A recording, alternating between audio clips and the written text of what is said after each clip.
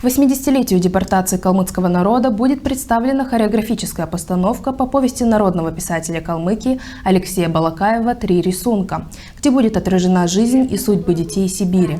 Напомним, повесть Алексея Гучиновича стала первым в калмыцкой литературе произведением о 13-летней ссылке калмыков. Идея создания либретто возникла у автора проекта «Зораче» Виктории Инжиковой. По словам организаторов, в постановке задействованы не только профессиональные артисты, но и воспитанники танцевальных коллективов. Кроме того, создана экспертная группа, куда вошли представители научного и культурного сообщества. Премьера спектакля состоится в декабре. Цель этого проекта – это, конечно, память о тех не вернувшихся судьбах детей, вообще детей, об их не раскрывшихся талантах, нереализованном потенциале, скажем так, осуществить хореографическую постановку, художественное произведение, скажем так, по мотивам повести Алексея Гучиновича Балакаева «Три рисунка». Вот. И также в этом году отмечается 95-летний юбилей поэта, драматурга, народного писателя Калмыкии Алексея Балакаева. Вот, кстати, автор известной этой повести, послуживший основой либретто, который был специально написан кандидатом филологических наук Кермен Анджаевной Джушхиновой. И данный проект – это как проявление уважения и интереса к личности и к творчеству мастера художественного слова. Значит, режиссером является РНЦ Новишкиев, ведущий артист Национального драматического театра, выпускник ГИТИСа, хореограф-постановщик, как я уже сказала, Ольга Бедрашкиева и автор либретто Кермен Джушхинова. Сейчас у нас идет второй этап работы, и это подбор исполнителей, работа над музыкой, работа с композитором, с режиссером.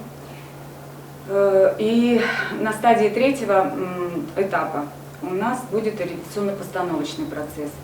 В проекте будут участвовать дети. В годы Великой Отечественной войны произведения калмыцких писателей объединяли и поддерживали дух людей, рассказывали о доблести и трудовом вкладе тыла в борьбе с фашизмом. Писатели не могли не затронуть сталинские репрессии и годы депортации. Более того, многие из них отбывали наказания в колониях. Среди них Давид Кугультинов, Санджи Каляев, Хасыр Сян Белгин и другие. После восстановления в 1957 году национальной автономии стали выходить произведения калмыцких писателей.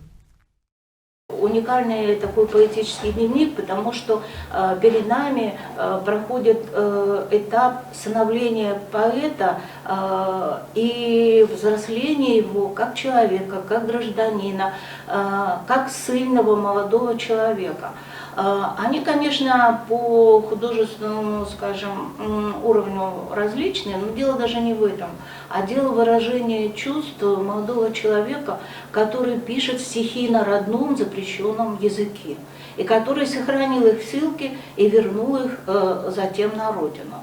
Поэтому я думаю, что мы уже говорили об этом с учредителями этого проекта, что, вероятно, возможно, во время премьеры и в последующих, скажем, представлениях сделать такую экспозицию произведений калмыцких поэтов, ну понятно, что избранные, вот, калмыцких поэтов, созданные как в ссылке, так и при возвращении, в которых будут переданы чувства этих авторов, как на родном языке, так и в русском переводе. Потому что это как раз наглядное свидетельство действительно любви к родине, того, что мы называем патриотизмом. То есть это не публицистические высказывания, а это художественное слово. Художественное слово, которое сегодня мы с вами храним. Тот урон, который был нанесен нашему народу, как эхо до сегодняшнего дня отражается. А потому, размышляя о том, каким же образом мы можем сохранить память о тех, кто не вернулся из сибирской ссылки, о тех, кто вернулся и потом строил эту республику, создавал, созидал и оставил нам в наследство то, что мы сегодня имеем, очень важно вспомнить детей Сибири. У нас есть понятие дети войны, дети депортации, дети, но детей, которые не вернулись из сибирской ссылки, которые умерли там от разных болезней, которые умерли на лесоповале, на лесосплавах или еще где-то, тех детей, которые просто потерялись в Сибири, когда родители умерли где-то в детдомах, не выжили или выжили, но остались там, мы, к сожалению, очень часто забываем. А дети – это связь поколений прошлого, настоящего и будущего.